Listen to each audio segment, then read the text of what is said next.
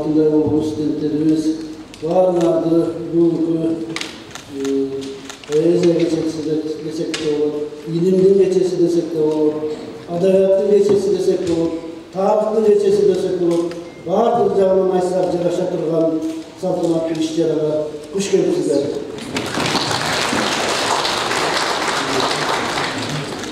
Moderniyaz birinde biz 4 yılımızda, bundan 4 yılımızda Moderniyaz'ın ufaklarına gelip etmek değerimiz başta olur. Onun şu şartları okumuştulardı, Çakır Belediyesi Çoğlalı değerinde bizde de çoğulup, onun bundan 3 yılımızda şu 23. yılın kanunları başlamamız. Ondan beri çok işler aktarıldı. Bahçende bütün işleri yasaldı. Bolor'da çok işleri yasaldı. Kitapları çıkıp yatak buna bu dedi. İzlaflı Musa'nın Alcan'ın oturuşak. Hazır bunu var da Moderniyaz yönünde kitapları çıkartıp olalım. Ondan başka bu dedi oturan okumuştuların Sıtkay Yoldaş'ın başbakan, Ahmet Yavaş başbakan okumuştuların makalalarından durgan değil. Misalik'in makalasından, Tenişikler'in makalasından başlayıp toplumun 404 betten turan kitap değer olur. Hazır çığlığa basmana değer yetti desek olur. Ondan başka Omar Ağaydın 2 kitabı cevap veriyordu. Biri cevap gördü, ikincisi 546 net. Öte bölümde sonun kitaplarının bir pasportları değerli olan kitap. Allah basma her bir varsa okul bitti. Bugün gelme, ertelerin çalıp kaldık, kişinin hepsi olup kaldık mesela. Ama nazır görüşler bulacağından al kişinin bu işlere bağımızlar bilmesidir. Bizim prezidentimizin, hükümet başımızın gözüm önünde ötüp yatkan işlere var. Moderniyaz'da 200 yıldır ananemi şunda işlerine açık veriyor için biz Kırgızlık Üniversitesi'nin rektörü Kırgızlık İlimler Akademiyası'nın yüksek karşısında Profesör Ülüğü Avruçalı'dır.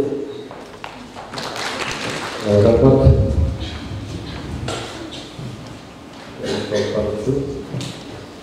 Birinci кезекте атына koşul Kızıldar'dan Osman Bölük Üniversitesi'nin bilimlerden geldiği için çok razılık bildirim. Uyuşturucular doğru çok razılık bildirim.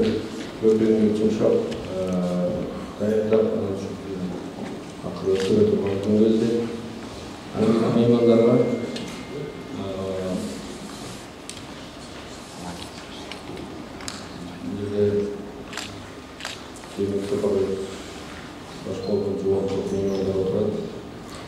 Бардығын теңіздің мойнында түйшік бар, болып жатқан іш шарасы бар. Ошол барлық кеңшіліктерді көп қойып, біздің организация халқын бейнесі сыйлап, ұлттық университеті сыйлап, шақырып жеткізген үшін рахмет білдіріп, біздің студенттерге қалай, соны қалып жүріп. Өткенде дәл ушундай жыйын болгон, ошондон кийин студенттер менен акырында сүйлөшүп, сизге мындай суалга мен сизге чын эле айтты мындай. Айрым кесилер калганда булар ушундай болот деп. Изилүү көргөн инсандар көрүп атабыз, алардан жолугуп атабыз. Өткөндө мына Экебаевдин билгендигинден кийин ошо сүйлөштүм да. Анда өзүңүз билесиңиз, бизге гана студенттер калтырамыз. Ағайдың сосын. Менің ойымша бүгінде ағамдан біздің залға аталы сөйлі жақсы сөздер айтылады, жаңы сөздер айтылады, ойлау ұсыныстар айтылады. Адам студенттер үшін біздің магистранттар үшін чоң сабақ болады деп ойлаймын. Әлемде бұл ішке келгенде шын айтқанда мен тақырыптары пресселерді сыдырап қойып, болған материалдарды салып қойып, дағы айтылады тұрған, дағы тұрған жақтары көп. Ошonun üstünde işleyip var, insanlar okumuşlular var bu жерде. Kitapları çıkan, makalar çıkan, izlediğimiz işte ortamlar var. Ошонун барken bu işlerin beynesi bundan araşıp, özlerine bundan arayacaklardı. Özgürce yaşlarda masal çoğun, masal turgan işte oluyor. Yani bugünkü yayından açılışın айтып, анан жыйынга чоң ийгиликтерди каалайм. Жакшы, эң эле мында жыйын нерсе жакшы ой, жакшы сунуштар айтылып, анан ашулап жерде калбай ишке ашып кетсе деген ой бар да. Ошонун баардыгында бир нерсени билгенге кетишим керек. Эмки жылы Кыргыз билим берүүсүнүн чоң юбилейи болот. Ошого жараша биз ушу молдолорго түшүнөсүңөр да. Молдо деген бизде сабаттуу адамдарды ушу молдолордун жыйнагын чыгарайын деген ой бар. Ошо ишке ашып калса жакшы болот. Ошонун барандуу бир бөлүгү ушул иш болот деп ойлойм. Рахмат.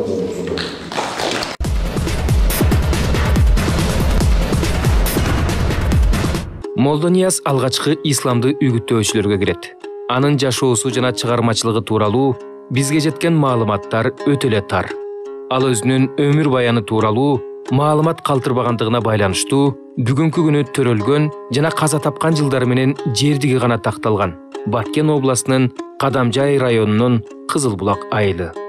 Анын ой толгоолорунда, калтырган чыгармачылыгында дүйнөгө, тарыхый окуяларга, адамдардын өз ара мамилелерине жана коомго мусулмандык көз карашы ачык байкалып турат.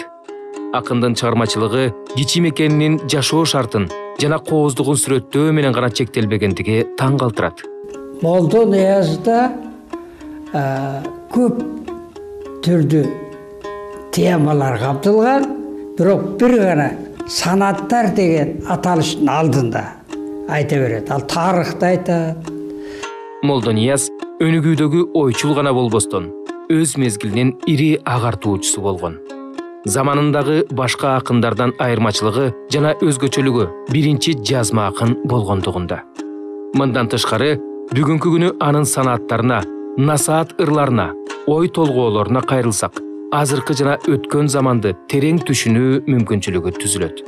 Мусулмандар башыга муңайтып кандай түн түшөт. Азап кылса момундар, караңгы башка түн түшөт. Кулу болсоң пул жүрөт, Кудай асан кылбаса, кутулбаган кун түшөт. Это был грамотный человек, который... Ал кагазга ырларын чүрбөгөн сабаттуу адам болгон. Бул эң негизгиси. Молдонияз алгачкы жазма китеп түзүүчү. Советтик мезгилде тыюу салынган авторлар да боло турган. Аларга Молдонияз, Нурмолдо, Молдо кылыч кирчү. Анткени алар мусулман билиминдеги ишенимде жүргөн адамдар болгон. У них было образование, оно мусульманское. Молдонияз Кашкарда мыкты билим алып, агартуучулук менен алектенип, кайда болбосун балдарды сабаттуулукка үйрөтө баштаган. Анын дүйнө таанымы ислам түзүлүшү менен талаптарына, чыгыш философиясынын салттарына ылайык түптөлгөнүнө карабастан, балдар андан география жана биология боюнча билим алышкан. Биздин чыгармачылык топ улуу агартуучунун тукумдарын тапты. Анын үстүнө анын айылындагы мектеп Молдонияздын ысымын алып жүрөт. Мектепте айрым жазуулар, үй оокаттары, курал жана эри сакталган чакан музей орун алган. Молдонияз кыргыз адабиятынын башатында турат. Ал өз убагында кичинекей үйлөрдө, мечит медреселерде аргыл муундун өкүлдөрүн чогултуп, араб, фарси тилдеринде жазууга үйрөтүп, келечек муундун сабаттуу болуусуна кам урган. 22 жыл мурда туулуп өскөн айылында Молдонияздын 170 жылдык мааракеси белгиленген. Ал эми 2023 жылы айылдаштары анын 200 жылдыгын жогорку деңгээлде өткөрүүнү пландаштырышууда. Анан ушул Молдонияз боюнча биз сентябрь айында декада өткөрөбүз, жылына. Ошол декадада окуучуларыбыз бардыгы катышат, мугалимдерибиз катышат, өзүнүн Молдонияздын урпактарыны чакырып, алардын эскерүүлөрү, Молдониязды элестетүү боюнча сүрөттөр биздин ошол декадада өткөрүлөт. Жергиликтүү тарых мугалими Молдонияздын чыгармачылыгы, жашоосу, үй бүлөсү тууралуу маалыматтарды кылдаттык менен иликтеп чогултууну адатка айлантып алган. Молдонияздын өзүнүн ошол колдонгон буюмдары, эски ошол мезгилдеги бул эми тарыхта Кокон хандыгына туш келет дагы. Молдонияздын жашаган турмушу араб, фарс, уйгур, анан жалпак тилинде, өзүбүздүн жалпак кыргыз ошол айылыбыздын тилинде көбүрөөк ошол чыгармаларын жазгандыгы бизге маалымат. Агартуучунун айкелинин алдына чогулгандардын бардыгы анын тукумдары. бардыгы Бекмырзаевдир. Бекмырза Молдонияздын небереси болгон. Туугандары, тагыраак айтканда айылдын 70% акын ойчулдун өмүр таржымалын гана билбестен ырларын жатка айтып жүрүшөт. Унду колдо жутаган улар алып койду. Абдыкәрим Абдулла булар алып койду. Кызык күйөө болуп опоюп, отчагалбай сопоюп, Мурзакул алып койду. Мен чевре келини боламын. Молдонияз чоң атабыздын. Билет эдик, Молдонияз чоң атабыз барлыгыны эч ким бизден сурабайт эди, айтпайт эди. Өзүм атам раматылык бардыгын айтат эди ошо маалда эле. Мен şu 4 yaşımda өткөн Молдонияз абам. O tereги бар.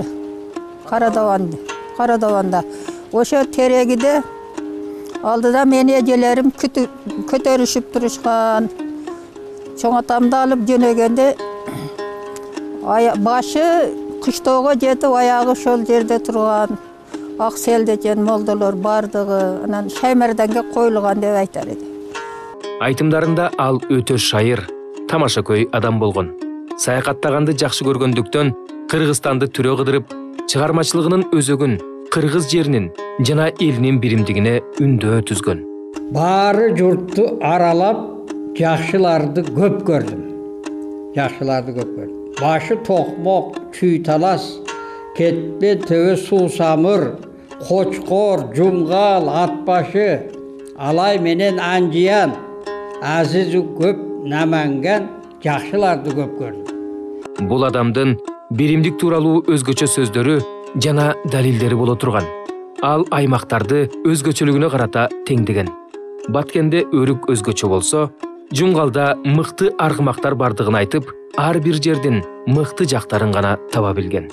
Поэтому вот особо я хотел... Андыктан мен дайым ал кишини Кыргызстан элин бирдиктүү көргөн ойчул катары айткым келет.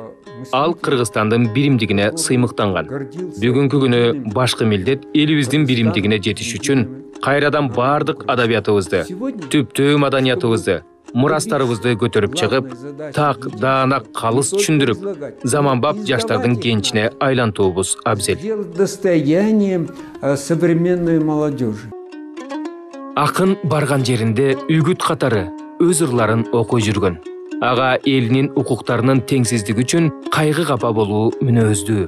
Өзүнүн поэтикалык ой толгоолору, үгүт иштери менен көптөгөн замандаштарынын исламга болгон ишенимин түптөгөн. Кудай ишеними жокторду күчтөнттү. Мен басмырланган мусулмандар үчүн күйөм. Эмнеден мусулмандар мындай кемсинтилген? Корксаң болот коркоктун, эксаң болот чоркоктун, молдо экен байталы ушундай уста боло сугарып келет торпокту.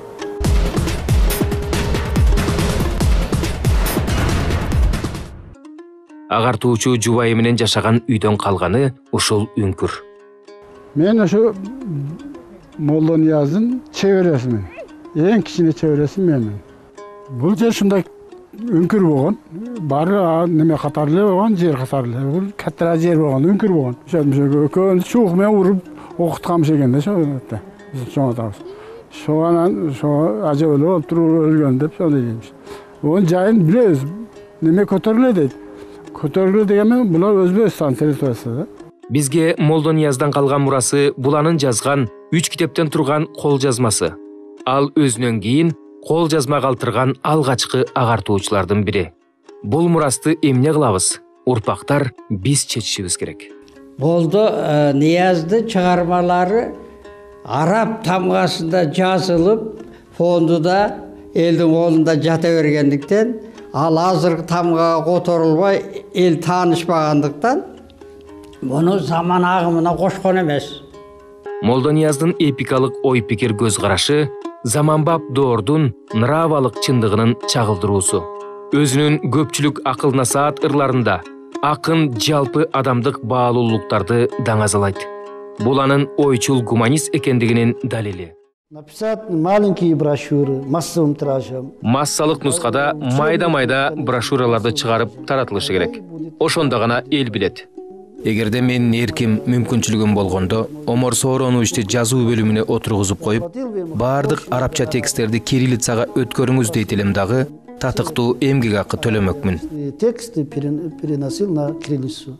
Ошондой эле педагог Кыргызстандын борборунда агартуучулардын аллеясы ачылыш керектигин айтат. Жада калса, кайсыл жерге экендигин да билет. Отличные аллеи там. Ал жерде мыкты аллея бар.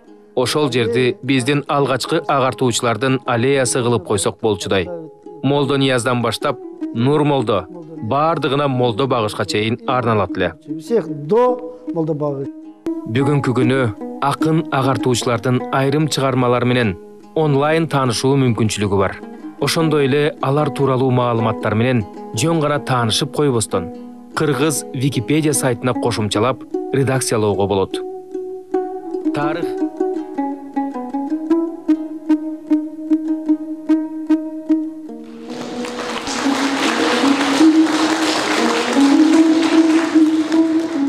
Саламаттарбы, урматтуу кийин катышуучулар. Кудай жалгап, Молдониядын жол уламачылык баратат. Жол бою унутулуп, эскерилбей, акыда табылбай келген болчу. Бүгүн 200 жылдыгы өткөрүп аткан биздин Куттуу жайда улуттук университетте күндө ачылып, билесиздер, 2 күндөн бери биздин жайчылар Европача айтканда метеорологдор жаан жайып аткан болчу. Мен да ошону күтүп аткам. Күндө сайт ачылып, алчын пелине жарыша жагымдуу мааналы болуп турат. Экинчиден эң чоң дөлөтүбүз биздин бактыбыз, элибиздин эркиндикке чыкканы менин айрыкча жаштарга, студенттерге айткым келет. Мына биз коштошкон совет доору жакшы жактары да көп болду, бирок эң жаман жагы Кыргыздын тарыхын, каада салттын, жазмасын, маданий мурасын тыйым салып, амай турбай эч нерсе болгон эмес. Биз орус келип, мафия болуп эле ушу баарын жетиштик жазбалы деп керек болчу да. Ошонун ичинде аны Молдонияз жолунда эч кандай жетишет каба маалымат болгон эмес. Кудай жалгап, Кыргыздын дагы чыган уулу, улуу окуучусу, тилчиси, академик, ушул университеттин бир кездеги ректору, ошол Кыргыздын жазмасы болгон, акындары болгон деп айрыкча Касым Кемелхановдун молдо кылышты мурасын кайра карайын деп айткан сөздөрү аракет үчүн бул абалда ректорлук кызматынан алынып туулундуга түшкөн. Ушундай да заман болгон. Азыр мындай эгемендик жагында андай чек салуулар, тыйым салуулар жок. Баарыбыз жалпы тарыхыбызды, анын ичинде маданиятыбызды, жарымыбызды ээн эркин окуп, жаңазалап келгилектирүүгө мүмкүндүк алып турабыз. Жана президенттик 93-жылы Молдовиянын 170 жылдыгын өткөрүлгөнүн мен ошол депутат турганда болгон. Анда Кадыр Акимов баратары кошпак деген Кыргызстан ташкылыгы проект ташкылып кишилерди Тажикстан болгон экен. Биз чара мисалы болуп турат. Ошол акимдер өз колго алып иштектен кызматтарды жазып, Касымбеков, Асанбек Спановду жана башка жол акымдарды чакырып, адамдардын жылда айында Телеканада кеч күздө кар кошуштап, жаактын өткөрүп, ошого бармын. Слова Кыргызстан газетасына биринчи жолу возвращение своему народу деп, Молдовияздын маданий мурасында расмий официалдуу гезит Кыргызстандагы орус тилинде гезит жүрүп чыгганын мен ошон үчүн өзүм кайсы бир деңгээлде канааттар менен сезип жүрөм. Тилекке каршы ошондон кийин мен бир айттым, 180 жылдын 190 көрөсүнө тургандар дегенде бирок колго алынбай, кийин 2 жылдан бери Кыргызстанын эли albatta oldindan rahmat aytish kerak. Dostum filminde az bir tarixiy inson, madaniy miros, jazba uluttun elchisi, jalpi uluttuk dengelde o'tish kerak.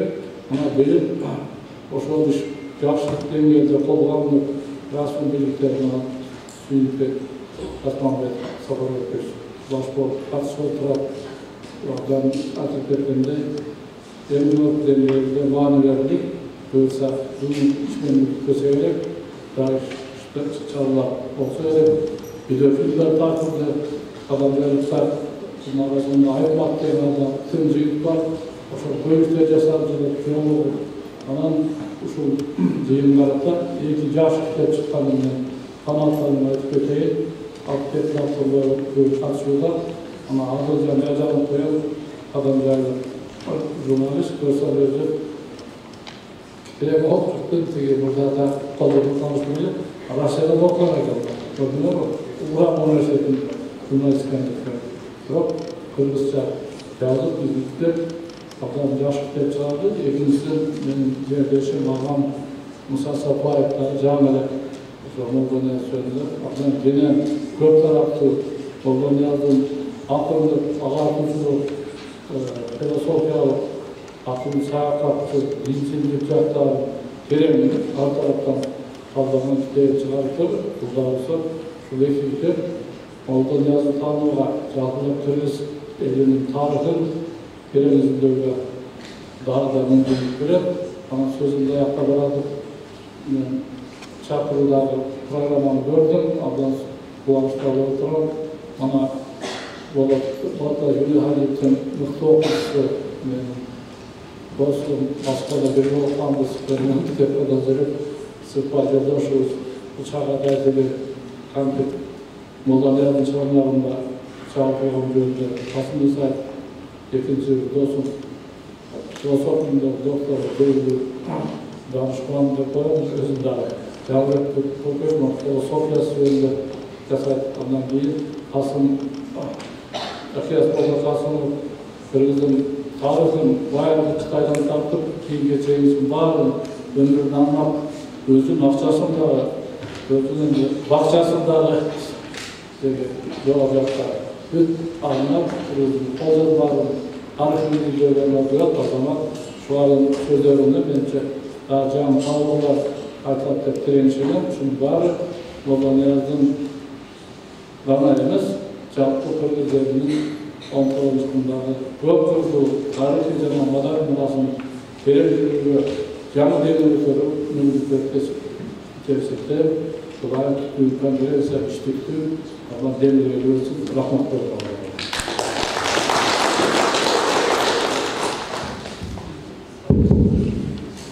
Арыбаңыздар, ағайын туғандар, ақырғы 2-3 жылда Кыргыз мемлекетінде байма-бай burada bizden Katar'dan ötüp etken arkasında еңбектерді қалдырған ұлы нарықтуу адамдар өздерінде ilmi практикалық конференцияларды Такай өлкөлүнү адатқа, өнөкөткө, изилдөөгө айландырып алдык.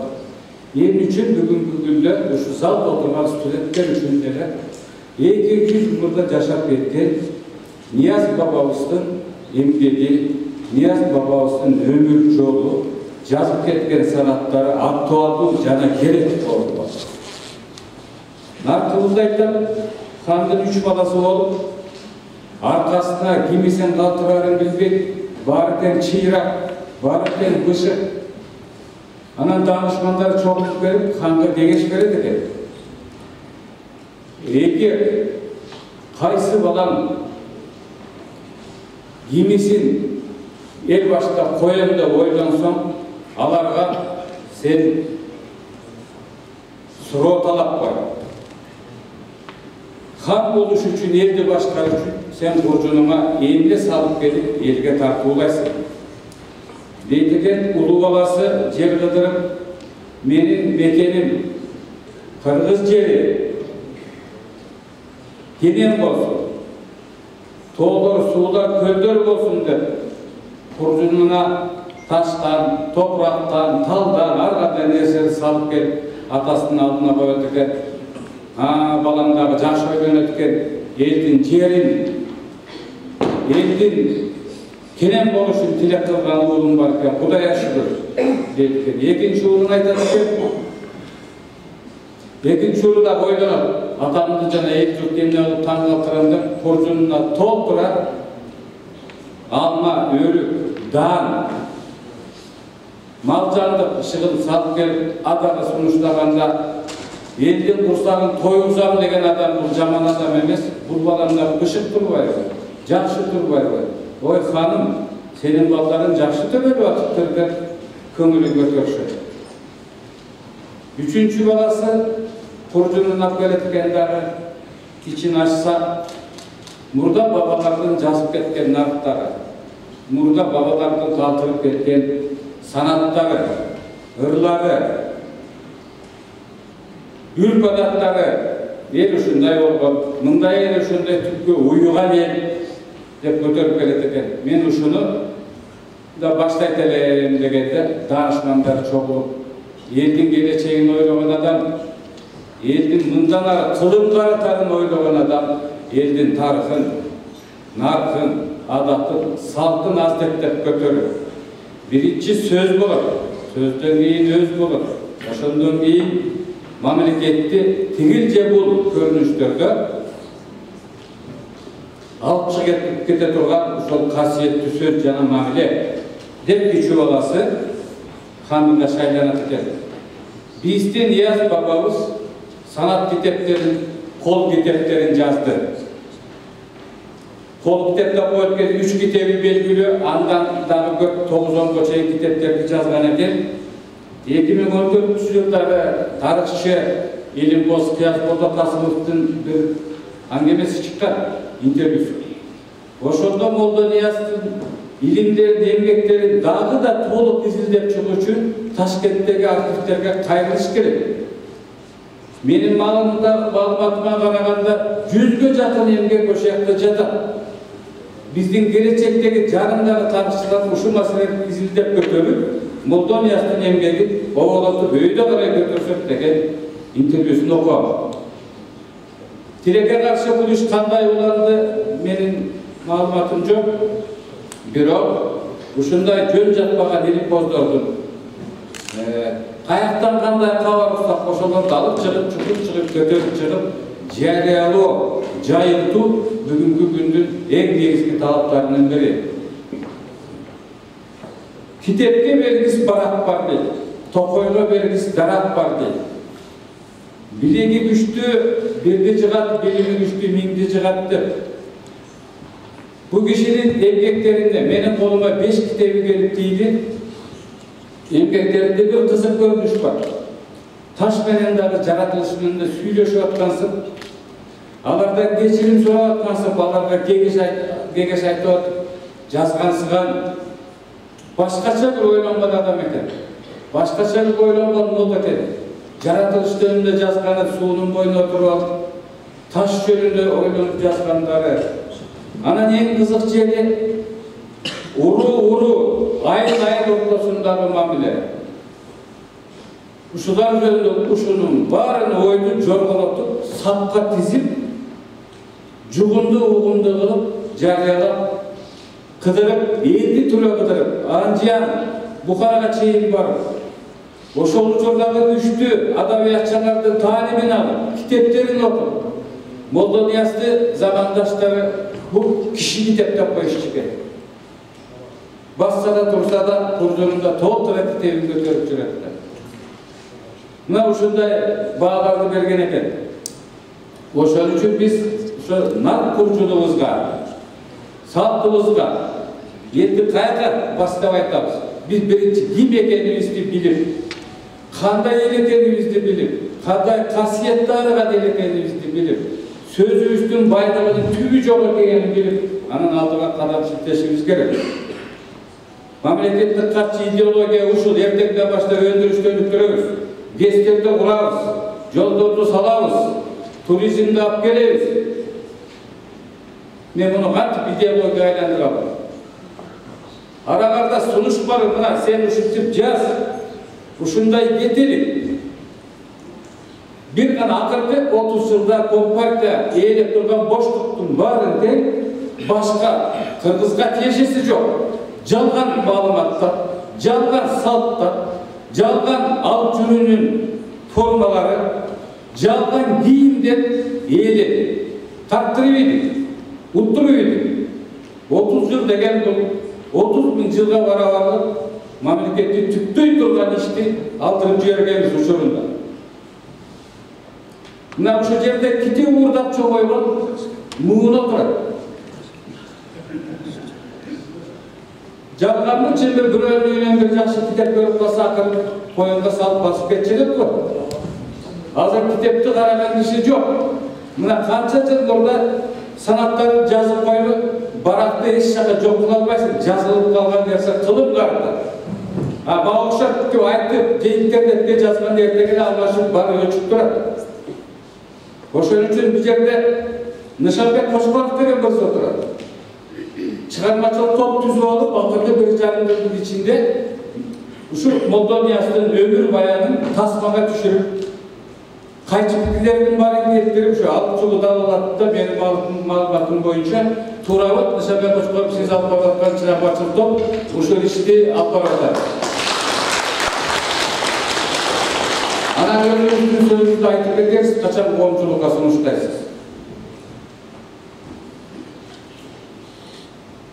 Урматтуу бүгүнкү жыйындын катышуучулары, ошон үчүн бизге баягы өтүп кеткендердин санатын, баягы өтүп кеткендердин эмгектерин кайда келип кайталап айтуунун эмне качети бар деген суроого ушуну айтмакчымын.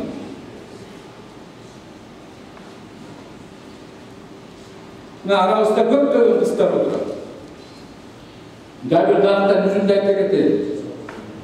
Кыз кабарын эшитип, бир журттун мыкты кишилери өзүнүн баласына куда түшкөнгө деп уйга кебес пайдап жетелеп алышып айылдырып келетип бир жакшынакай өргөн жанына келишет экен. Келгенде ал кызды тирелип өскөн 4 кызы бар экен. Сүйлөшүп отурушуп кыздардын жегеси айтат экен, бул кызыбыз мындай, бул кызыбыз тигиндей. Баягы кыз кабарын эшитип үйрөтүп келген мырзалар баарын угуп отуруп 3 кызын айтып бүткөндөн кийин уккулат. 4-чү кызын айтат экен, бизде дагы жоолукчан кызыбыз бар дейт. Наркыбызда, салтыбызда кыздын башын кемитпей, кемсинтпей, кандайдыр бир себептер менен күйөөсү өлүп калган болсо, жесир кыз деп айтпай, ажырашып кетсе, күйөөдөн чыгып келген кыз деп айтпай, кыздын кадырын бийик көтөрүп, жоолукчан кызыбыз бар деп, аны дагы кас катар башын кемитпей, бакын кемитпей, жарыя кылып айтып турушчу экен. Мына салтыңдан, наркыңдан деп, эми ошол бизге жеткен Молдониястын эмгектеринде салттуулукту, ичара мамилени ошол эле учурда илимпоздук деңгээли бар адам экен. Бул киши араб тилинде сүйлөгөн, араб тилинде жазган. Бул киши фарс тилинде сүйлөгөн, ошо тилде жазган. Түрк тилинде сүйлөгөн, ошо тилде жазган. Кийинчерээк санат эмгектерин жаза баштаганда Кыргызга белгилүү болгон орток алфавит Чагадей тилинде жаза баштаган. Мына окумуштуулар муну калтырбайт. Ошол мындан 200 жыл мурда ушундай илимий иштерди аткарып, ушунча тилди билип, залда көбүбүздөн көп болсо бир 50-60% 2-3 тилде сүйлөйбүз, биздин аталарыбыздын сүйлөгөнүн карайлар. Казакбек казакчыны баарын сарыккансыздар. Ошол киши 6 тилде сүйлөгөн. Петербургдан барып окуп келген. Эмгектерди жазып келген. Абдыган агай айткандай, алардын эмгектерин дагазалоо, жогорку окуу жайларында, мектеп окуу жайларында киргизүү бул өзүн-өзү асып салганга барабар болгон. 89-жылы кыргыз тилинин проблемасы Абдыган Эркебаев академик агайыбыз жашырып жазган. Чыгып тарап кеткенден кийин сурак алынган. Мына арабызда отурат, Кудай бар экен. Катарыбыздын асты болуп. Ошол учурдагы кыргыз тилинин күчүн, сөзүн, кеңейтүү, күчүндүү боюнча Сыртбай Мусаев агайыбыз отурат. Azır zaman жақшы. Mına ошон үчүн biz ушундай журттун түптөп кеткен, журттун аркасынын салт санасын кагазга, китепке түшүрүп эмгек кылып кеткен адамдардын эмгегин жарыялап, даңазалап айтыш керек. Университеттин ушул залы ушундай иш-чаралардан жабылбаш керек. Бул уят эмес, бул сыймык. 50 жылдык, 100 жылдык, аттуу баштуу даттуу журт жакшыларынын эмгектерин, өмүрүн үйлөнүү бизге сыймык.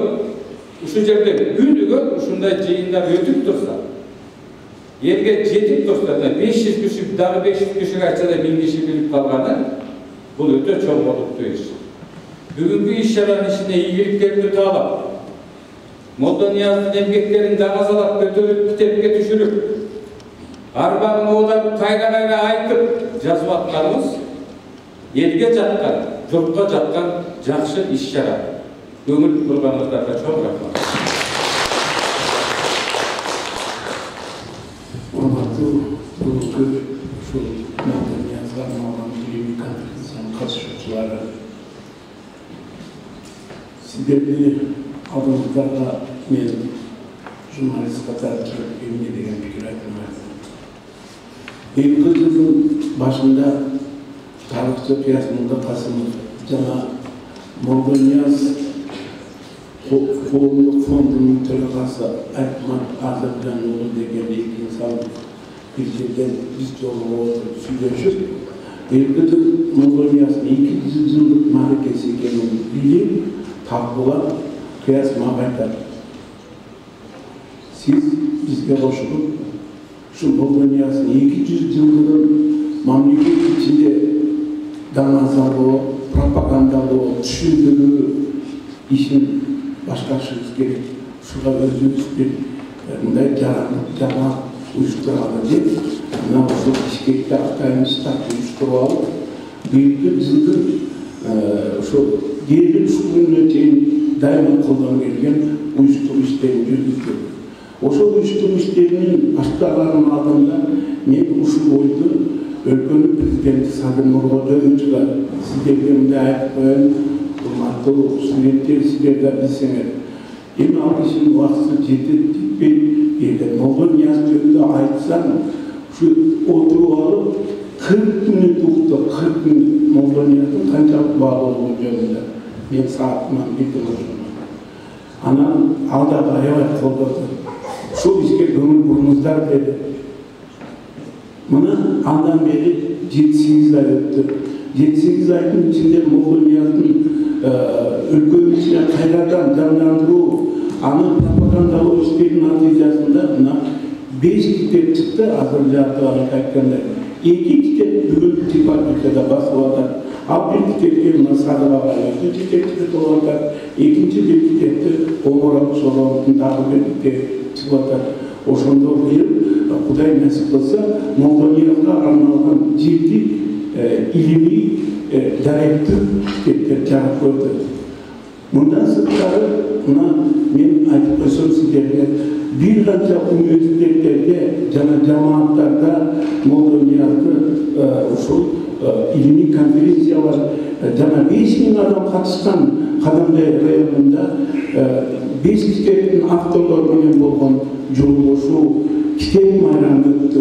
Ойлоңуздарчы, бизде мурдалары аштой болгондо жадам эле башкача мааракелер өтсө, биринчи жолу Молда Нияз атасынын арбагы сыйланып, мына ошол райондук масштабта чоң стадиондо ушул китептердин авторлорун сыйлап 5000 адам катышкан чоң мааракенин өтүшү бүгүн кыргыз элинин ошо жарандык позициясынын жана тарыхка болгон мамилесин көрсөтүп турду десем болот. Урматтуу студенттер, могул жерде мен студенттерге бир кайрыларым жок. Силер билесиңер, Молда Нияз деселер тарыхый инсандын сөз кылган эмес. Молда Нияз кыргыздын чыныгы, мекенчил тарыхынын көмүлүп калышы, кайрадан элге кайтып келиши деген сөз. Мен ойлойм, мына ошонун Кыяз Мулдакасымов жана биз өзүбүз кичине жамаат түзүп алып, ушул талбай иштейбиз деп алга максат коюп бүгүнкү күнгө келдик.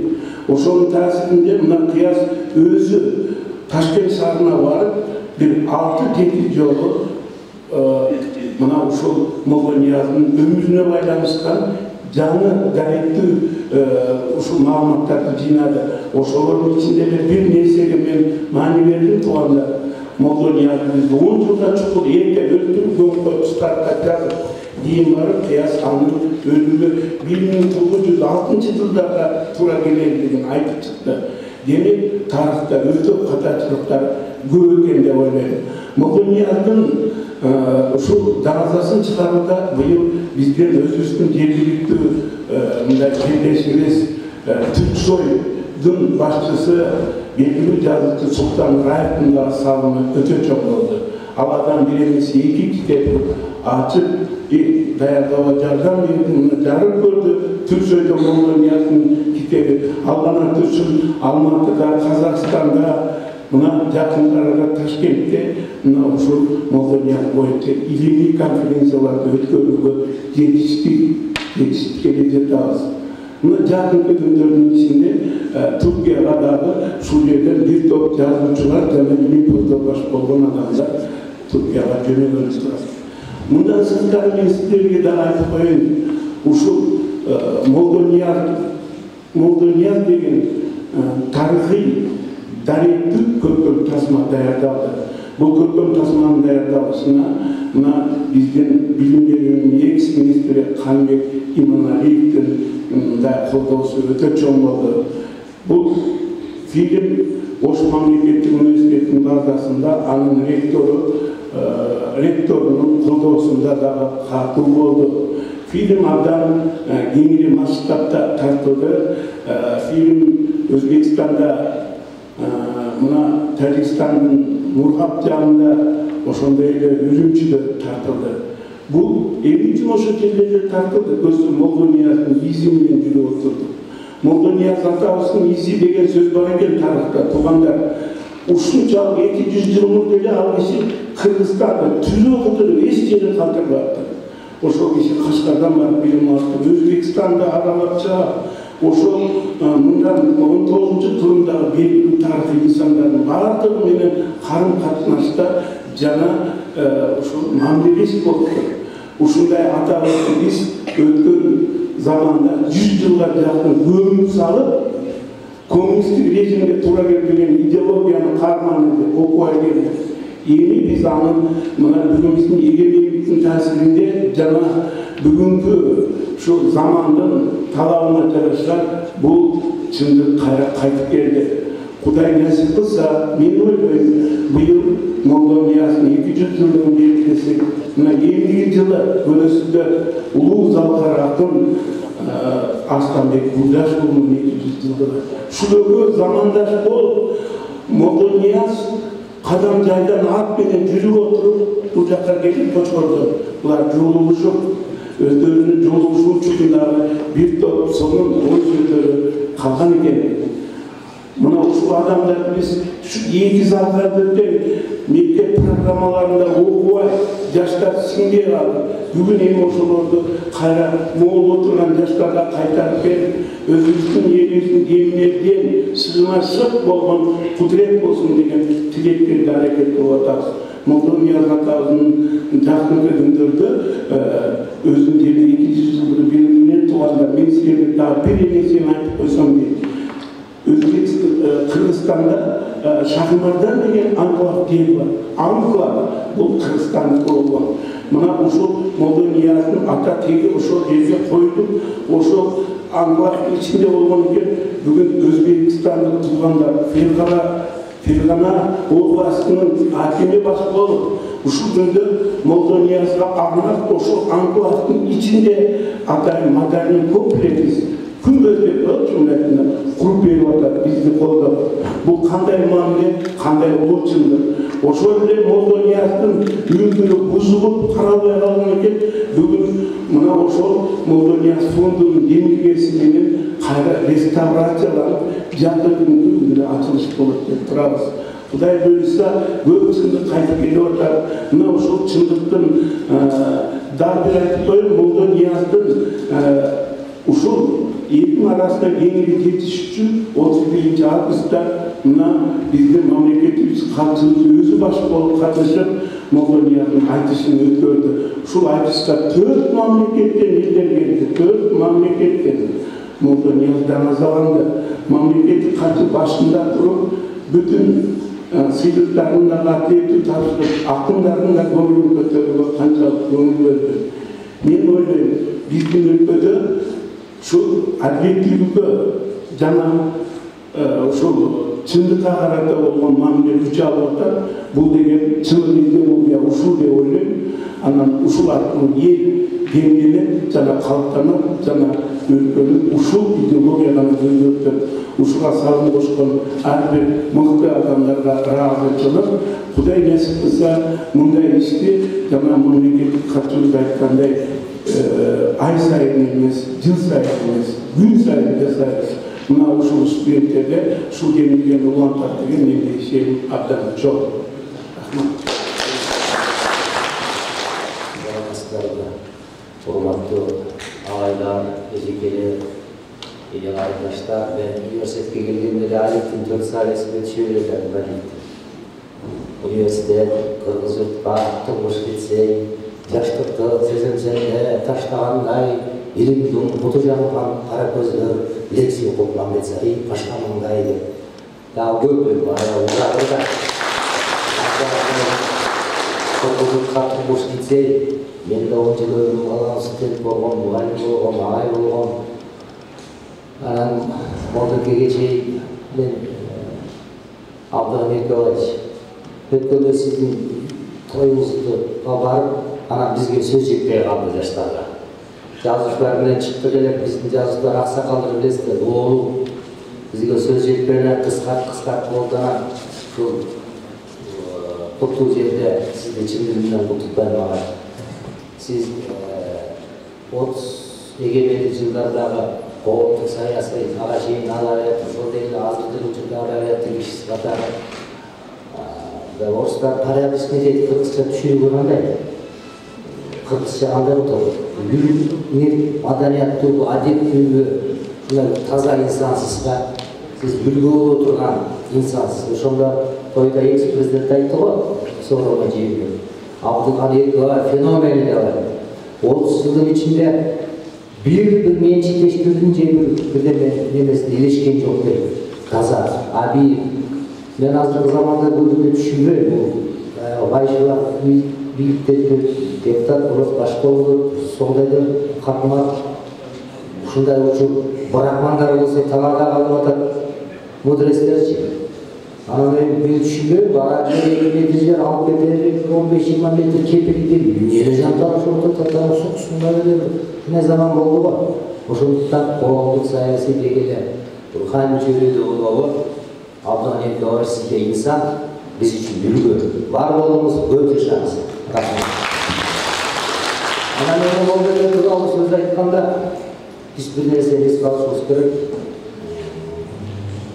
Bizde Kıtay emesiz, davet sezimi var, konfesiyasındası var. Biz Hindustar emesiz, Vedası var, Torah var.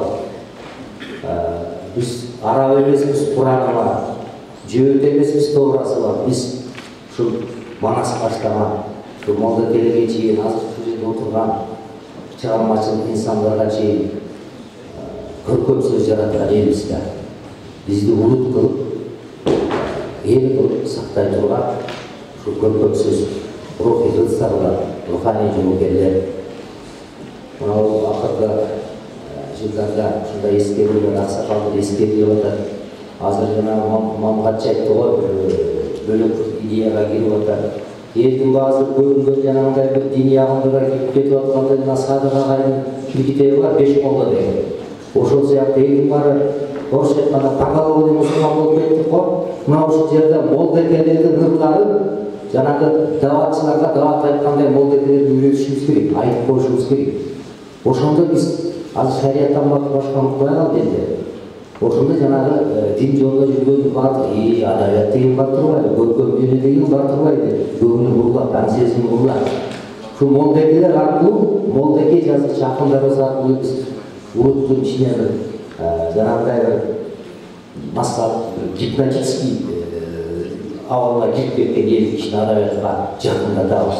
Ошондуктан бул жерде китепте айтып атасыз, 7 китеп жазылды деп Нышанбай жакшы айтты, өткөн айтыш болуп атат.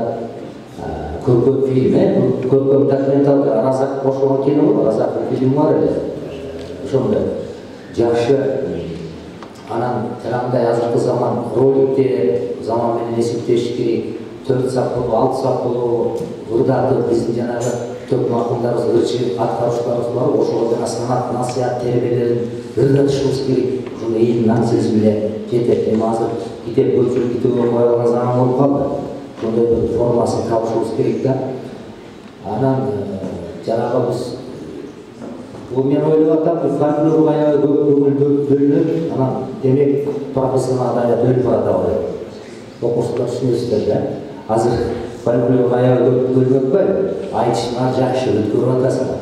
Ал улуттук шоу ошол бойдон калат, ошол бойдон бүттү. Юбилей дегенде 5 жыл, 10 жылдан кийин бир айтылат, анан бүттү.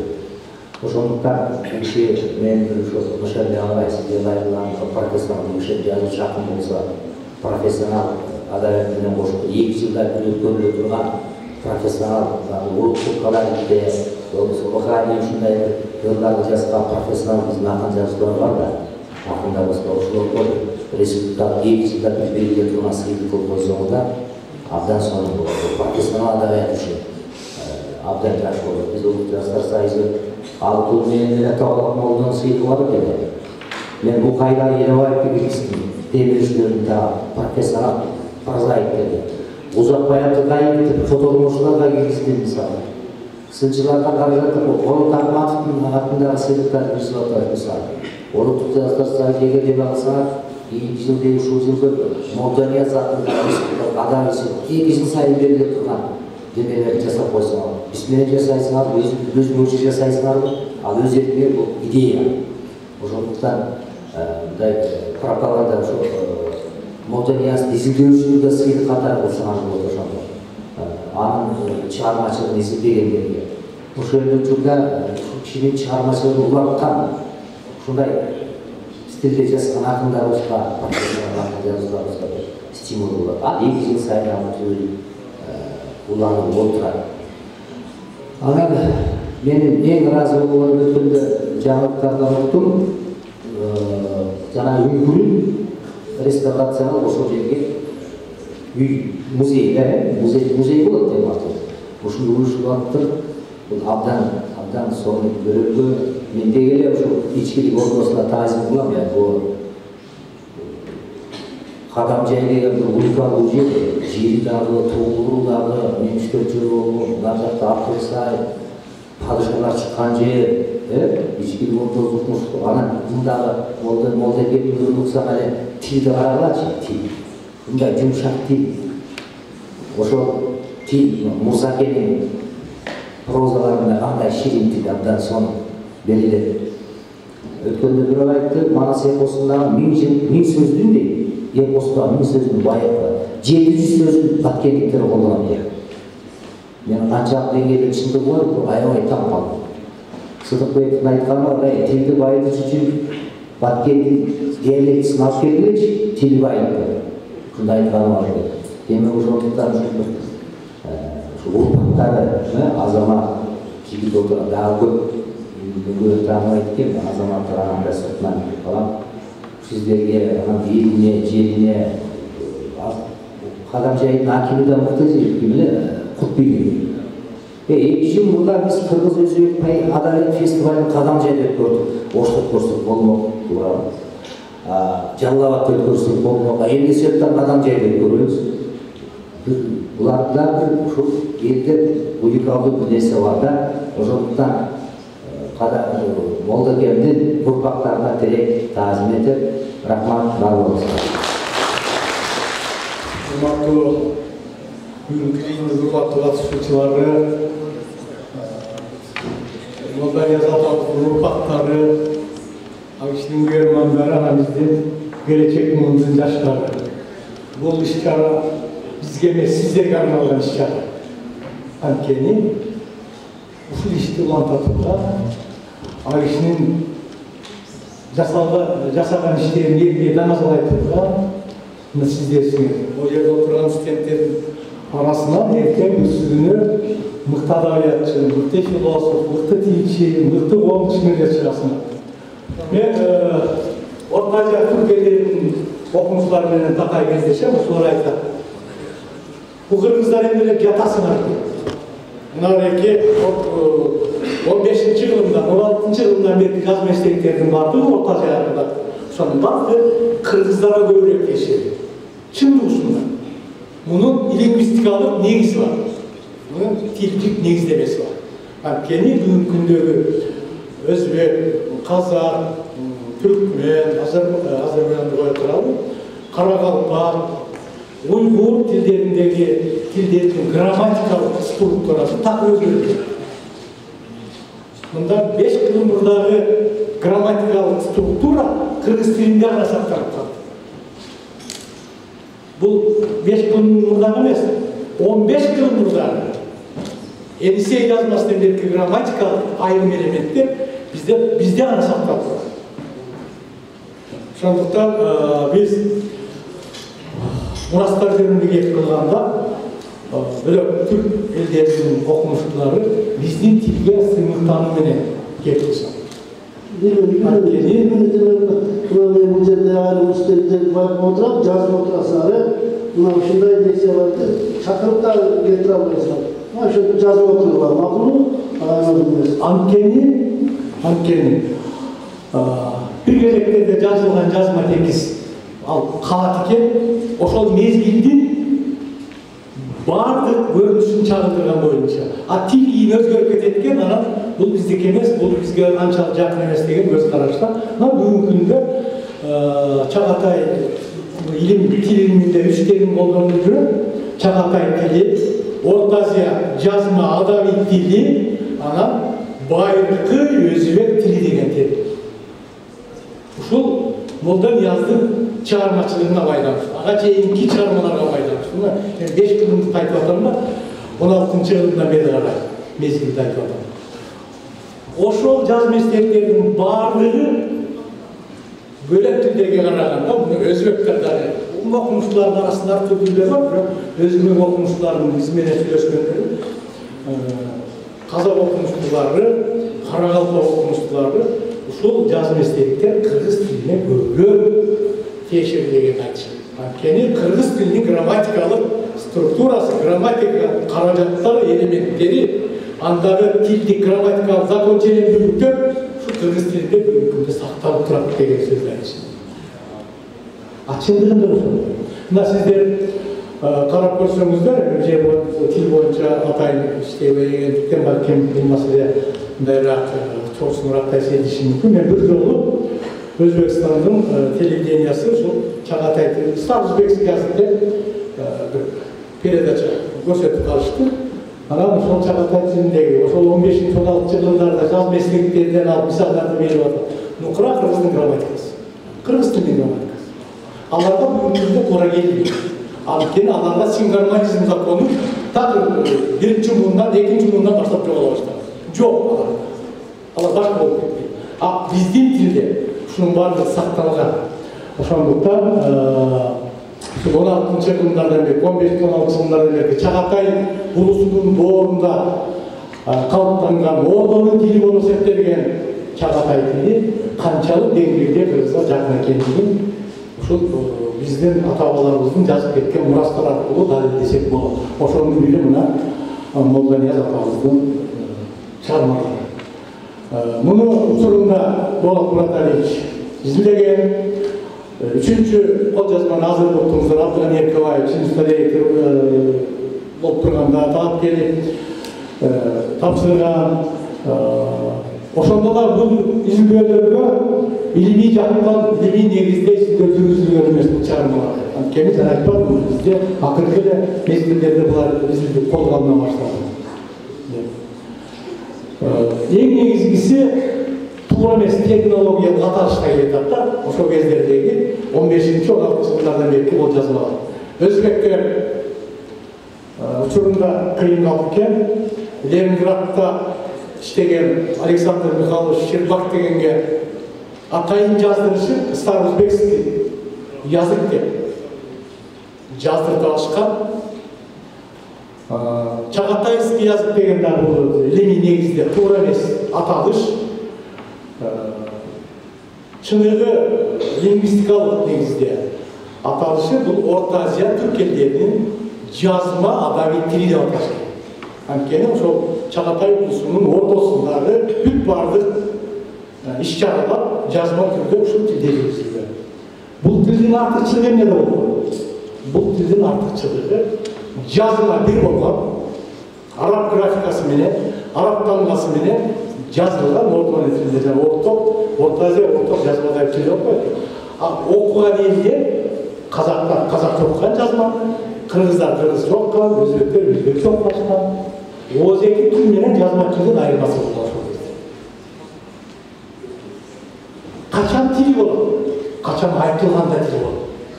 Жазылган жазма тил эмес.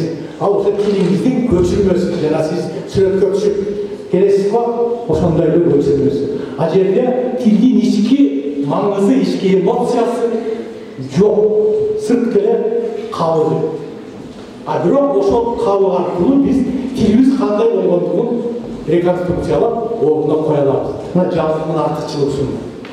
Мына ушул Молдонияздын атабыздын чыгармасы башкалар да бар. Ушул аркылуу биз мындан 200 жыл мурда, мындан 300 жыл мурдагы тилибиздин грамматикасын түзсөк болот. Бирок тилде өзбектер муну түзө албайт. Анткени алардын тили бүгүнкү күндө так өзгөрүп кеткен. Ошол мезгилдерде биздин тилдин грамматикалык структурасы, жана сингармазм закону деп атам, ошол мына орустардын сковасы болгон, эки карагайдын менен мырчып кармап турган. Та ошондой болуп биздин грамматиканы өзгөртпөй кармап турган. Москва, Ленинграддын окумуштуулары бир кезекте Советтер Союзу учурунда ошол чоң түркологдор, Конов, Баскаков деген улуу түркологдордун баардыгы кыргыз тилинин грамматикасына мисал алышкан. Баягы эски элементтерди табыш үчүн кыргыз грамматикасына кайрылышкан, кыргыз сөздөрүнө кайрылышкан. Анткени биздин грамматика ошол бир кезектердеги эмсе жазмастан эки элементтерди сактап өзгөрбөй келатат. Муну менен тилибиз мындай өзгөрбөйт экен деген сөз эмес, бул грамматика өзгөрөт. А сөздөр алмаша берет, сөздөр була башкача формада айтыла берет, башкача тыгыштар кошула берет. А грамматикалык структура. Анткени ар бир тилдин өзүнүн грамматикалык эрежелери бар, талаптары бар, закондору бар. Ошого караганда биздин тил грамматикасы өтө мыкты. Мен дагы сиздерге бир фактын айтайын. Мен Москвада окуп жүргөндө, андан 2 ай өткөз Москвада 5 жыл болду. Мен кандидат жазып кетейин деп атсам, кетейин деп аласың, кандидат болосуң, дагы билим ал, биякта дагы аспирантурага өт деп ушул абдан 2 ай жазып калган. Барабыз Бишкек качпайт, Фрунзе качпайт. Ошондо мына улуу түрколог, дүйнөлүк атактанга ээ Баскаков, Николай Александрович Баскаковдун айтканы бар. Мен 43-жылы Кыргызстанга бардым дейт. Согушта. Максатым кыргыз тилинин тарыхый грамматикасын жазуу болчу. Бирок тилдин грамматикасын жазганда грамматикага өзгөрүп кеткен алардын структурасы. А кыргыз тили баягы перелективный элементтердин баарын сактаган эң мындай өтө калыптанган грамматика. Ошон үчүн жазайын деп бардым. Келсем Батманов ушул жерде билерман экен дейт. Игорь Алексеевич Батманов деген академик болгон. Ошол киши дейт, мага жаздым 3-4 ай жүрүп грамматика жаздым дейт, кол жазмамды суратып алды дейт. Суратып алып, Зияшбектер деген агайыбыз болгон. Ошол кишиге берип, сен отрицательный каршы пикир жаздым. Каршы пикир жаздырып, анан окумуштуулар кеңешинде талкуулашып, анан Баскаков айтат, мен ошондо Каракалпакка кеткен дейт. Мен эгерде ошондо Батманов болгондо кыргыздын тарыхый грамматикасын жазмакмын дейт. Кыргыздын тарыхый грамматикасы аркылуу түрк тилдеринин, 40 чакта боло келген түрк тилдеринин грамматикасын жазмакпыз. Бүгүнкү күнгө чейин ушул жазылбай да Батманов силерге жазып берди грамматика деп сураган. Мен Москвада аспирантура окудум. Анткени эки кошкордун башы бир казанга батпай, кайнабай, Баскаковду кетирип, Баскаков Каракалпакка барды дагы фундаменталдуу 2 томдук Каракалпак стезы деген мондай чоң китеп жазып берди. А Батманов бизге андай китеп жазып бере алган жок. Мен муну менен аларды ревизия кылып аткан жокмун. Фактын айтып атам. Antenlerage біздің тілдің мықтылық жөнінде, грамматикамыздың мықтылық жөнінде Москва, Ленинградтан оқымыштылардың пикiri. Екінші мәселе, ұлы оқымышты Виноград Радов, анан ұлы түркілер Ван бері дегенде, şu Çağatay тіліне байланысты үміт бар. Çağatay деген тіл жоқ дейді. Çağatay жазып деген тіл жоқ, бұл жасалма тіл. Бұл Орта Азия түрк елдерінің жазма адами тілі деді. Екі оқымышты айтады. Бірақ қарабайда бүгінгі күнге шейін бұл әрбір ел өз елінің ұлытман-ұлдары болады екен. Шоға қарабайда бүгінгі жағдайда өзбектер староузбекский жазып қыламыз деген чоң ішменен іштеп жатыр. Бирок қарап көрсеңіздер, ошол 16-15 жылынан 20 жылына чейинки жазылған тексттерде өзбек тілінің өзгөчөлүнө караганда, қазақ тілінің өзгөчөлүнө караганда, қарақалпақ тілінің өзгөчөлүнө караганда қырғыз тілінің грамматикасы көрініп тұрады, ачык. Бирок ага карабай, өзүнүн ошо жазмалардын баары ошо биздин жазма деп өздөрүнө менчиктеп отур. Биз тилекке каршы муну жасай албай келдик, андан башында айттым, саясий конъюнктура болгон, кыргыздын эч кандай сен жазмасы болгон эмес. Жанагы кияктан бияктан чыгылган китептерге кыргыздын тиешеси жок деген официалдуу түрдөгү саясат биздин жазма булактарыбыздын бардыгынан кол жууганга алып келген. Кудай бар экен, атабыздын арманы одан атат болуш керек. Ошо кишинин кол жазмаларын мына бүгүнкү күндө адабият жактан изилдеп атышабы жокпу билбейм, философиялык жактан изилдеп атышкан кен бул киши адабиятчы, бул киши философ, бул киши педагог, методист, бул киши тилчи. Бул кишинин тилин биз изилдеп атабыз. Мен бул жерде айтып коюшмун, мында 20 жыл мурда ошо кишинин тилин, анткени биздин арабызда мындай сөз бар. Азырдагы Нурлан айтты го, Марастагы 3000 сөздүн дедиңизби? 1000 сөздүн 70% Баткендин тили сөздүн. Баткендин өзү болсо бар сөзүн болот деп айтты. Баткендин тили бүт кыргыздар. Жок, ошону пайдаланат экен, илгерки эскирип кетти. Азыр да пайдаланат ошол сөздөр. Мына Сепосундагы сөздүгү деген китеп чыккан кызыл күрөң, аны мен жакшы билем, карап чыктым. Бул жерде кыргыздын жет областындагы жашаган түштүгүндө, батышында, чыгышында, түндүгүндө жашаган элдердин баардыгынын чыгармасында ошол чөлкөмдүн сөздөрү бар. Анткени биздин бир четинен аймагыбыз кичинекей болгон, экинчиден карым-катыш күчтүү болгон. Мына биздин элдик өзек чыгармачылыкты 1000 жолу кайталабай чыккан. Марасты Баткенде 1000 жолу кайталабай чыккан. Жер отобустар бара беришкен да, Баткендеги акындар бияка келбей чыккан. Ошондуктан бул жерде андай көз кичине мындай лингвистикалык жактан так эмес болуп калат да. Ошондуктан мен Баткенде көп болдум, тилин да карадым, аны жазып да келишкен. Эч кандай айырмасы жок. Болот Мураталиевич кийин саясатка барып бизди түндүк түштүк диалектиде бөлүп коюшкан, бирок жалгыз Болот Мураталиевич жок, 3 диалекти, түндүк диалектиси, түштүк батыш диалектиси, түштүк чыгыш диалектиси өзүштүрүп туруп, ар биринин өзгөчөлүгүн көрсөткөн. Ошондогу негизги элдик лексикалык фон аз эле диалектилик өзгөчөлүк бар, аз эле. Биз ошонун баардыгын мындай бир лингвисттер так анташылып жүрөт. Тилекке каршы кээде бул маселени мындай терең билбеген айрым адамдар ар кандай сөздөрдү сүйлөй беришет, а бирок тилдик факты, тилдик материал баштан айтат. Мына ошол Молданиязды лингвистикалык жактан тилин изилдеген окумуштуу жерде отурат, Айман Акынбаева деген кыз Талас мугалим болуш деп жүргөндө тема бергенбиз. Анткени бир кезектерде айтылган Молданияздын тили канчалык деңгээлде кыргыз тилине тиешеси бар. Ошондо теманы ушундай бергенбиз, проблема. Биринчи кезекте Молданияздын тилинин кыргыз тилинде жазылгандыгын билиш керек. Экинчи докторлук диссертациясында ушу Молданияздын тили Орта Азия түрк жазма тайпасына канчалык деңгээлде катышып бар деген маселе. Эки чоң проблеманы тең изилдеп чыкты. Жакшынакай изилдөө жасалды. мындан ары карай да бул маселе боюнча изилденет. Эң негизгиси Чагатай тили деп тары. Эски өзбек тили деп тары эмес, терминологиясынан таган китаптыр. Орто Азия жазма түрк адами тили деген терминди колдонуп, Молда Ниязовдун чыгармачылыгы ошол негизде иштеш керек. Анан ошол чоң проблеманын астында Молда Ниязовдун тили болот. Бирок молдакелердин тилин изилдешке туура келет. Анткени бизде манускриптик адабият ушул молдакелердин жазмаларынын негизинде пайда болот.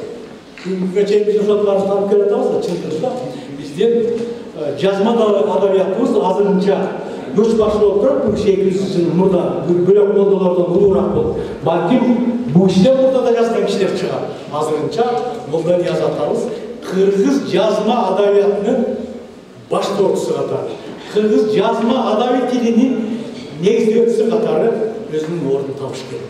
Рахмат.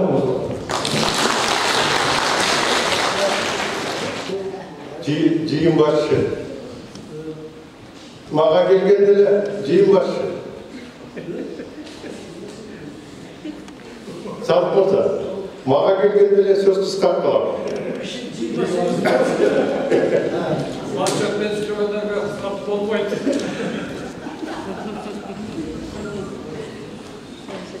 Söz manasını bilgende sözdün piri bulbulday.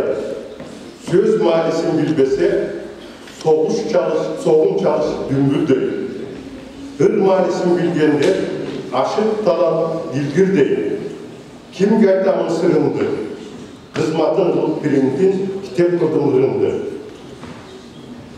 Молда Нияз атабыз жазган экен. Мен докладымда Кудай кааласа китеп болуп жарыяланат. Сөз маанisi деген түшүнүккө басым жасап, анан Молда Нияз атабыздын ырларынын философиялык бир мазмунун белгилегенге аракет кылдым.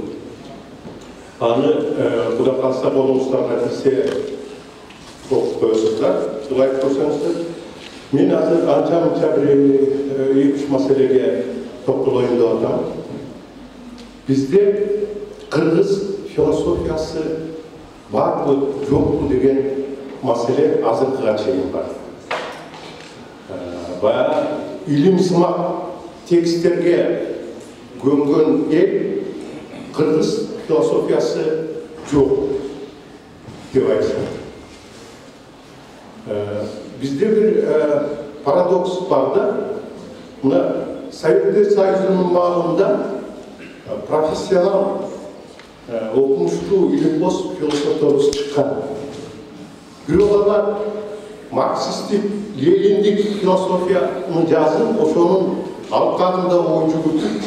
Emine aitsa Marks'ın Lenin'e şipleme jasap, bарын ошолор айтып койгон, баарын ошолор туура айткан, биз ошонун жарыгындагына анча-мынча нерсени айтып ошолордун оюн жеткизебиз деп ушундай ой жүгүрткөнбүз. Алардын арасында дагы Асанбек Табалдиев сыяктуу, Батырбек Аманалиев сыяктуу, Азиз Салиев сыяктуу өз алдынча жүгүрткөн философ агаларыбыз болгон, бирок булар чектелүү болгон. Калгандарыбыз Маркс, Энгельс, Ленин, Минту айтқан деп, ошого комментарий чектелгенбиз. А бирок кыргыз аны бул менин философиям, бул кыргыз философиясы деп айтылган эмес. Маркс, Лениндин философиясы. Ал эми кыргыз философиясы бар деп айтканда, биз илгерки макал-лакаптарыбыздан, уламыштарыбыздан, ырларыбыздан, эпостолорубуздан бери аңтарып, анан философиялык ошонун мазмунун таап чыгышыбыз керек. Ошону айдынелеп, мазмунун ачып, анан кыргыз философиясы ушул деп айтып жүрөбүз. Себеби акылманы болбой, акыны болбой, эл болбойт.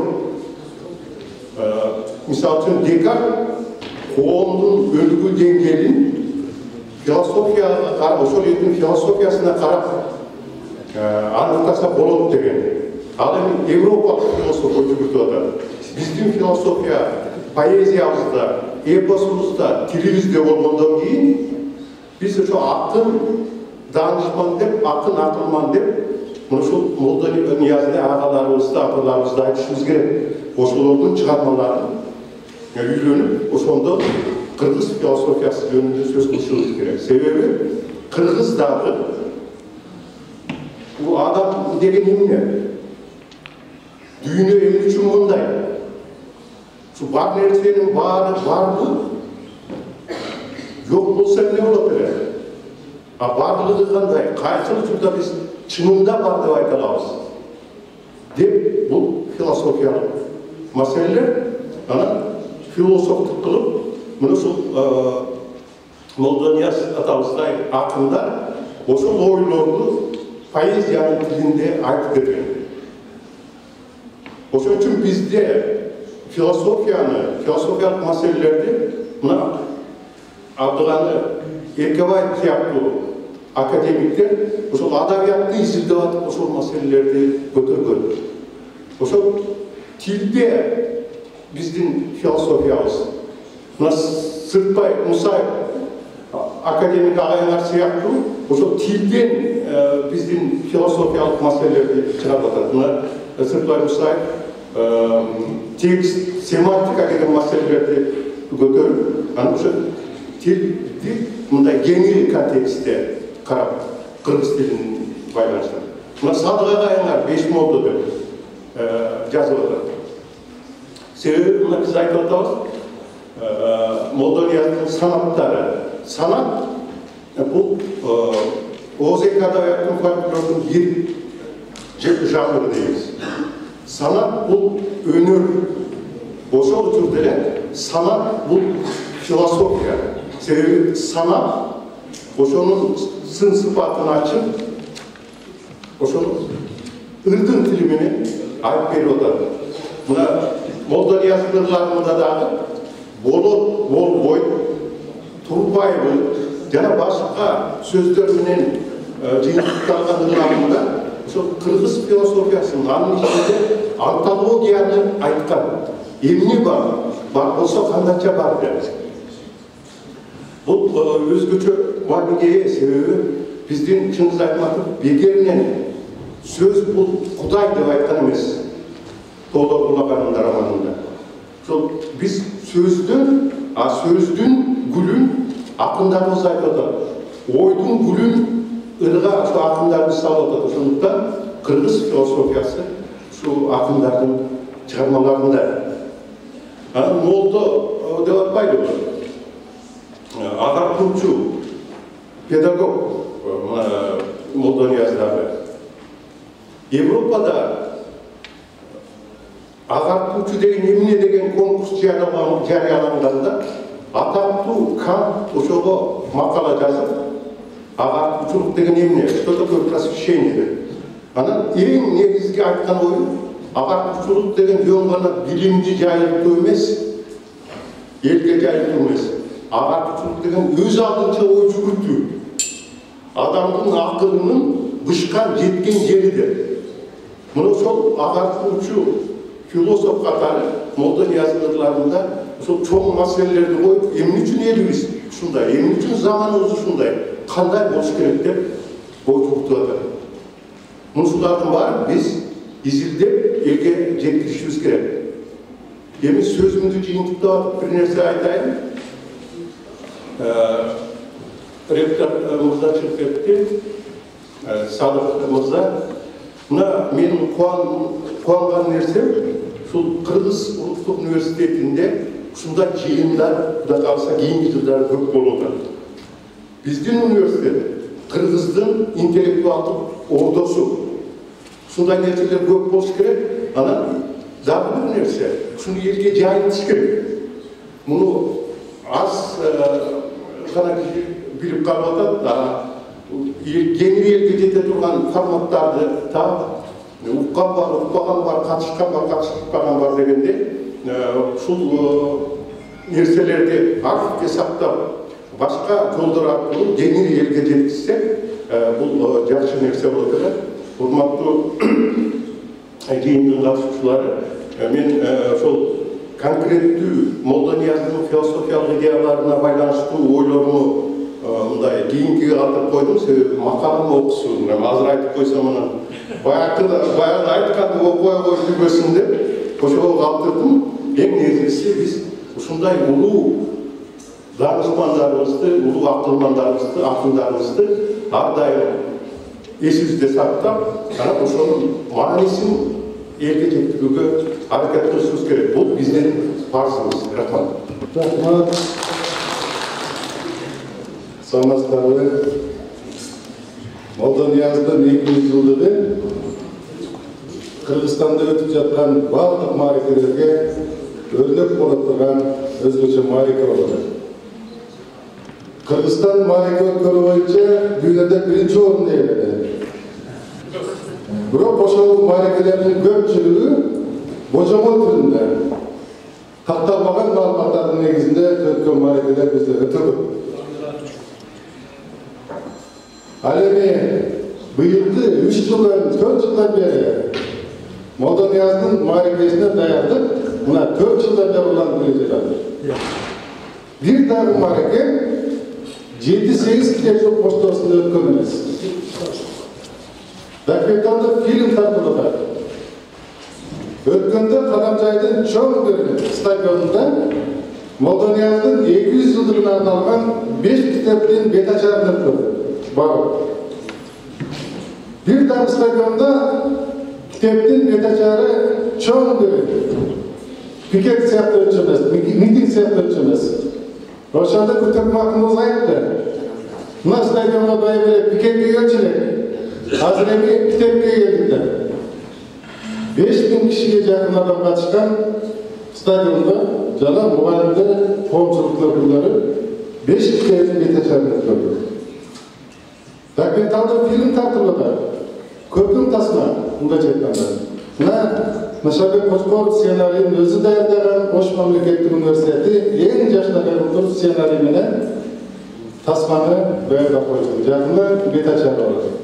Демек, эгерде мен өкмөттүк жыйындарда да, барган жерде да айтып атам. Мааракени өткөрүүдө Молдониязды эми өрнөк кылыш керек. Молдонияздан өтөбүз мааракени өткөрүүдө. Болбосо жок деп. Бирок ошентсе дагы биз Молдонияздын бартына жете элекпиз да. Өткөндө Баткен университетинин атын Молдонияз деп коелу деп окумуштуулар кеңешине сунуш кылынса, 7 гана окумуштуу колдоптур, 17 окумуштуу Молдо деген сөздөн коркуптур. Молдо деген өтө коркунучтуу. Молдонияз деп алсак не деп коркуптур. Азыр эле мына Жакырбек агай айтты, Молдо деген бул агартуучу. Керек болсо ошол билимдүү адам дайыма элдин намыска чакырып турган. Молдонияздын эмгектери бүтүндөй элдин намыска чакырып, санааттарды айтып, жакшынакай чыгармаларын бизге жеткирген. Жакшы адам кандай, жаман адам кандай, жакшы аял кандай, жаман адам кандай. Бүт бардыгын жакшынакай кылып өзүнүн чыгармасына жазылган. Адамга жаман сөз сүйлөбөгүлө керек. Адамдын көңүлү гүл деп атат.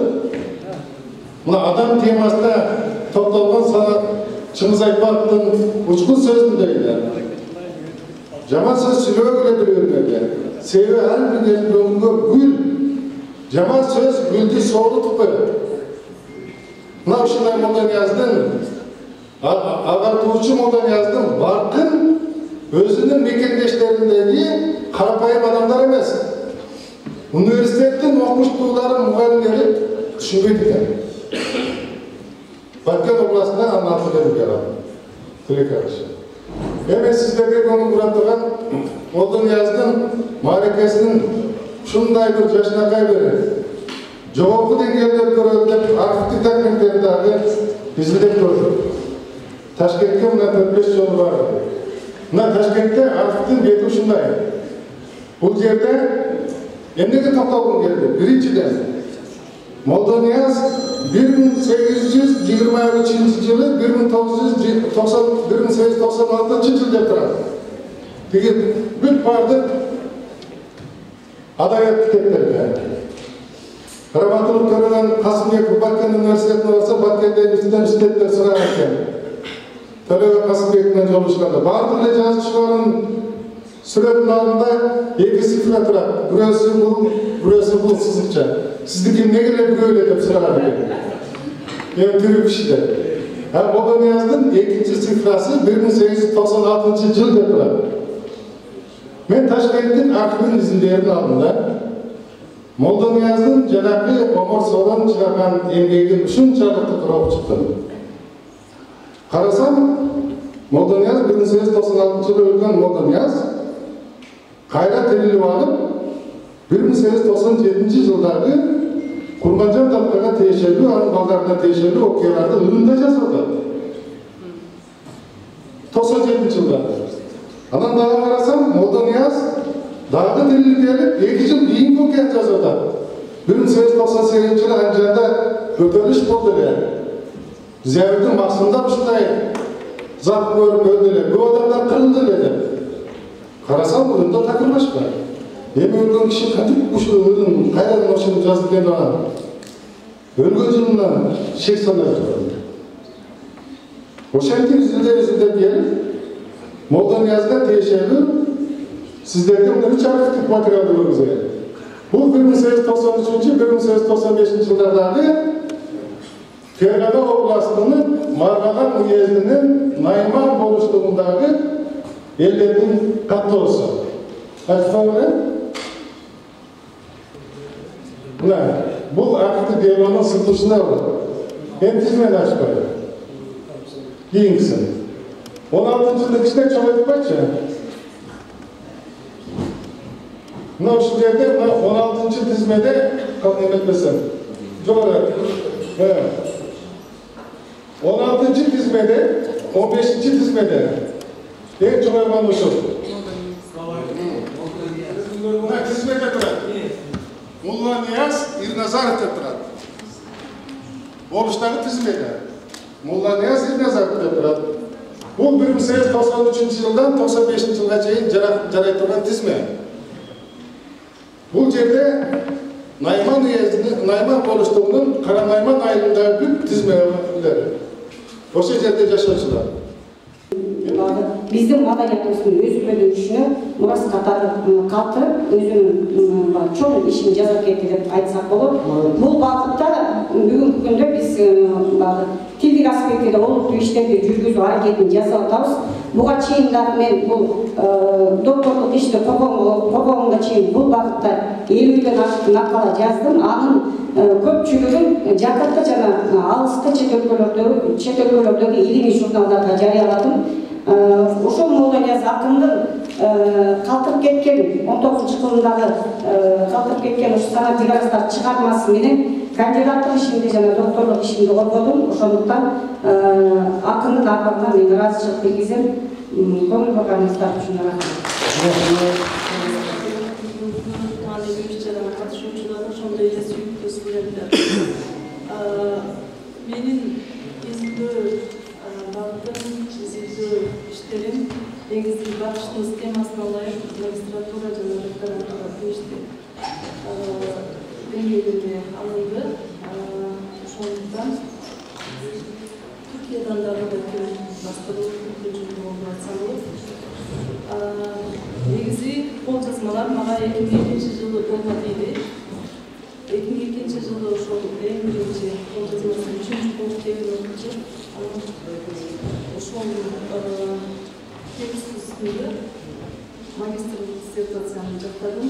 Андан кийин биринчи, экинчи, үчүнчү кол жазмасын толук койдум. Алып, анын тилдик жактан анализин жасадым. Ал эми бүгүн сиздерге мен кыргыз тилиндеги үндүүлөр схемасынын тарыхы, Молдонияздын кол жазмаларын негизинде деген темада кыскача бир баяндама сунуштайм. Баяндама даярдап бердим. Молдонияз боюнча алгачкы окумуштуулардан биристер Болот Юнусалиевдин айткан пикири бар. Анда Молдонияздын жазмасы өзү жашап жаткан тарыхый жана саясий окуяларды чагылдырган азырынча жападан жалгыз факты сөз болгондуктан адабиятчылардын, тилчилердин гана көңүлүн бурбастан тарыхчылар үчүн да баа жеткис болуп саналат. Лингвистикалык билимдин көзү менен караганда бул кол жазмалар эстелик катары анын 1,5 километр табалын чагылдырып турган жападан жалгыз документ болгону менен баа жеткис мааниге ээ. Демек, бул Унсалевдин пикир боюнча эмнени айтсак болот? Кыргыз тилинин мындан 200 жыл мурдакы абалын чагылдырып турган бул жападан жалгыз бир документ болгондугу менен өтө баалуу экен. Урматтуу студенттер, силердин эсиңизде болсун, биздин тил азыркы кыргыз тили буга чейин биз сүйлөгөндөй эле, сүйлөштү эле, же болбосо өзгөчөлүктөр бар беле. Сиздер бул жөнүндө лекциялардан окуп жүрсөңүздөр керек. Демек, мындан 200 жыл мурдакы кыргыз тили кандай эле дегенде, биз Молдонияздын кол жазмасын мисал катары көрсөтүп алат экенбиз. Ошол кол жазмадагы үндүүлөр боюнча сиздерге бир аз маалымат берейин. Билесиңер, кыргыз тилинде жалпы эле кыргыз тилинде созулма жана кыска үндүүлөр бар. Ошол созулма үндүүлөрдүн арасында байыркы созулма үндүүлөр да бар экен. Байыркы созулма үндүүлөр жөнүндө уктуңар беле? Кыргыз тилиндеги мында балким 3000-5000 жыл мурдакы үндүүлөр жөнүндө сөз болуп атат. Ар бир тилдин, ар бир сөздүн, ар бир тыбыштын өзүнүн тарыхы бар балдар. Ошол байыркы созулма үндүүлөр жөнүндө силерге мен кыскача баяндаманы кыскартканга аракет кылайын. Силерге бир аз маалымат берейин. Түрк тилдеринде байыркы жана жаңы созулма үндүүлөр кездешет. Байыркы созулма үндүүлөрдүн жаралышы түрк тилдеринин байыркы доорулоруна таандык экендиги белгилүү. Кийинки доорлордо бул байыркы созулмалар жоголо баштаган. Бирок себеби белгисиз. Байыркы созулма үндүүлөрдүн жаралышы боюнча ар кандай көз караштар келет. Мисалы, Радовдун пикири боюнча сөз тизминдеги муундук өзгөрүштөн улам пайда болгондугу айтылат. Ал эми Ботлингдин көз карашына келсек, ал байыркы созулма үндүүлөр муундагы басымдан жаралган айтат.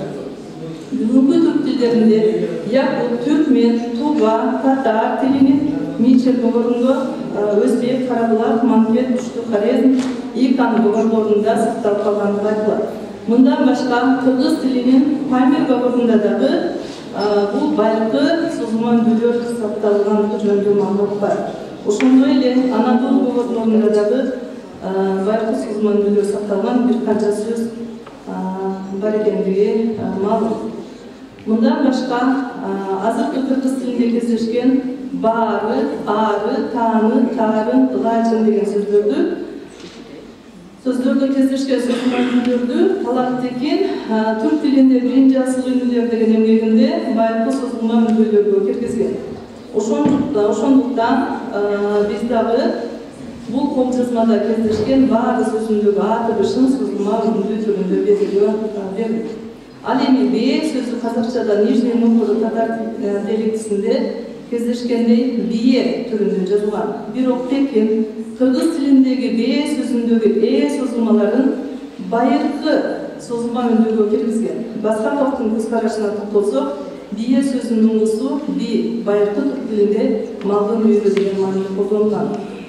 Кодекс Куманикустун тилин изилдөөдө Анна Мария Онгабай уңгусу кыйын болгон кына этиш сөздөрүндөгү үй созулмасындагы байыркы созулма үндүүгө киргизген. Мына ушул көз караштардын негизинде кыргыз тилинде ошондой эле кол жазмалардагы кыйын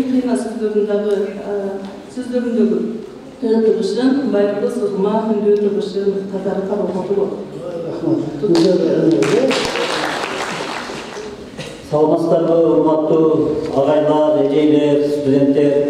Эми биз азыр Молдонияз атабыз жөнүндө аябай жакшы сөздөрдү айттыңыздар. Эми сөздү кыскартып эле чын айтканда, бир жерден бир кыйын чыкса, же бир батыр чыкса, же бир акын чыкса, сөзсүз түрдө анын урпагы, акындын баласы акын болушка милдеттүү эмес. Бирок акындын баласы ошол атасы акын экендигин, атасынын эмгектерин, атасынын бүт чыгармаларын аны көтөргөнгө милдеттүү экен. Эми бул жерде чын айтканда абдан bu Молдонияздын 200 жылдын аракетине жардам берип жаткан агайлар отурат. Баарыбыздарга биз терең ыраазычылык билдиребиз. Бардык нерсенин алгачкысы баттуу. Алгачкылар башкача дейт. Бул жерде мен ошол 1-класс болсом керек эле атам Раматулла айткан эле, өтө көп айткан эле. Биринчи ушул Молдониязды башында турган ошол эгер биздин ошол убактагы Ош облусунун башчысы биздин агайыбыз отурат.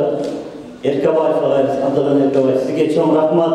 Ошол биринчи азыр сиз айттыңыз го, ошол маалда жан болгон эди. Ошол 1-классында мен эсимде бар экен да, атам аябай ылай болуп келгенде кийимдери. Ушундай бир чоң мареке болду деп көк китебини санат играстары көтөрүп келген. Анан ушул иштин башында турган мына Кыяз агайыбызга, тарыхчы Нышанбек Кошкоров агайыбызга абдан ыраазыбыз. Бизге окшогон урпактары, бизге окшогон жердештери 100-1000 келип туруп айткан менен бул кишилердин бир сөз сүйлөгөнү таасирлүү да экен, баттуу да экен. Анан ушул бүгүнкү Кыргыз Улуттук университетинин жалпы жамаатына, ректоруна, Садык Алкан агайыбызга терең ыраазычылык билдиребиз. Бардыгыңыздар ушул улуу атабыздын эмгектерин бактап, жайылтып атканыңыздарга ыраазычылык беребиз. Бардыгыңыздар аман саламатсыздарбы? Биз Жаш толкундар ата элдигинин мүчөлөрү Молдонияз атабыздын санатыларынан айтып берели. Жан жаныбар тукумдап жазды Кудай жаратты. Жаңыз бүрүм уланга назды Кудай жаратты. Кара калем ак кагаз катты Кудай жаратты. Адамдын учур канаты атты Кудай жаратты. Байыркы сөздү айтмак жок, базарга мал сатмак жок. Мындагыдай мүлкүм жок, рахат уйку күлкүм жок.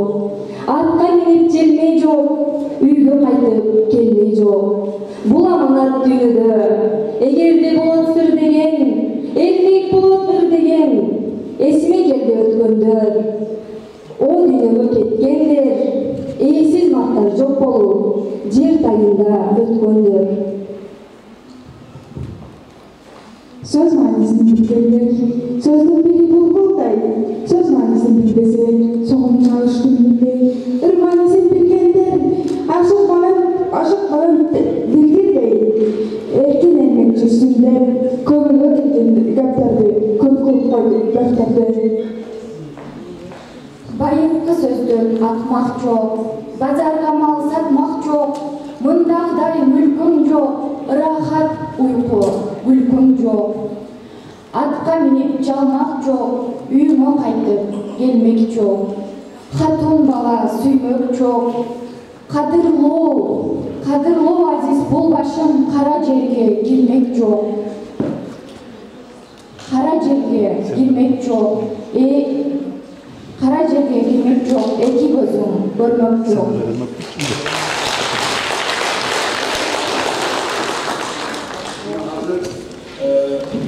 Onlardan azından kıyaslarız. Cana Bakken Üniversitesi jönündө söz bolup ketти de. Sizlerge bütkül Bakken emes, bütkül Kırgız eli bıyıl Молдонияздын түшүндү жана колдоду. Анан бирок мындан 30 жыл мурда Абдыган Эркебаев агайыбыз турат. Ушул киши Молдонияздын 170 жылын өткөргөн. Ошондо азыркы Түрк сойдун башчысы Султан Раев баш болуп, мына ушул Абдыган агай өзү баш болуп, Ош мамлекеттик университетине ушул Молдонияздын ысымын бериш жөнүндө ошол убакта бийликке өкмөткө кайрылуу жазышкан. Бирок бул кабыл алынган эмес. 30 жыл мурда турабы? Эми быйыл элдик деңизге ар кандай нерселер жөнүндө улам айтып коеюн дегенде Bakken университетине кайра айтылып, анан ошондо Ильяс Мырзакасымов мен мына экс-премьер-министр Канбек Иманалиевге кирип, ушул Bakken университетине Молдонияздын атын берүү жөнүндө сунушту айтты. Министр дароо эле Bakkenге чалды да, ушул ойду мен өзүм да айтайын дедим эле. Шуну колдоп бересиңерби десе, университеттин ректору мындай жооп берди. Менин проректорум деди. Molda деген сөзді қойсақ, жастар келбей қояды деп түсінді. Şimdi айтты. Ошол эле мына ошо министрге айтты. Андан кейін мен аябай ызаланып, ошол ректорго 4 рет сүйлөшүп жүрдүм. Молда деген сөз бүгүнкү замандағы профессор же академик деген сөз менен барар. Илгери профессор академик деген сөз жок болму? Молда деген сөз баарынан илимдүү, баарынан күчтүү деген сөз чыгып. Бирок ошого карабастан туруп канчалык саламды айтып турсак да, Баткен университетинде 17 окумуштуу же мугалим же молда деген ысымга каршы болду. 6 гана макул деген добуш берди. Эми биз алардын укугуна шек келтире албайбыз.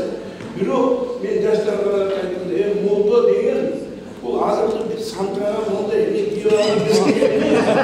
Эң билимдүү адамды молда дешкен кыргыздар. Молда Нияз 19-кылымдагы феодалдык маданияттын архитектурасы. Илимпоздогон академиялык феодалдык. Анан ошону молда дегенде büyük кетесинде биз халыкка чындыкты издеп табыш боюнча так деле өтүрүлүп атат.